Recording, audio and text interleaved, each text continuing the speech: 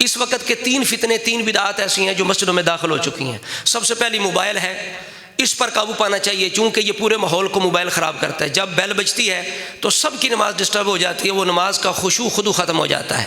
تو اس پہ قابو پانا بھی انتظامیہ اور نمازیوں کے لیے ضروری ہے۔ پابندی ہونی چاہیے، کوئی بندہ مسجد میں موبائل لے کے نہ آئے۔ اور دوسری جو بدعت ہے وہ ہے ٹوپی، یہ مسجد میں پڑی ہوئی غیر معیاری میلی کچیلی، یہ پہن کے لوگ نماز پڑھتے ہیں، یہ بھی اللہ کی بارگاہ کے ادب کے خلاف ہے۔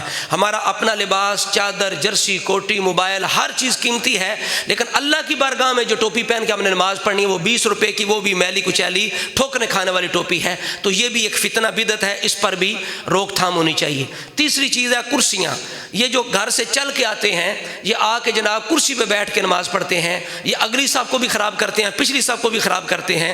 تو ایسے لوگوں کو چاہیے کہ وہ اگر زمین پر سجدہ نہیں کر سکتے تو وہ بیٹھ کر اشاروں سے نماز پڑھیں۔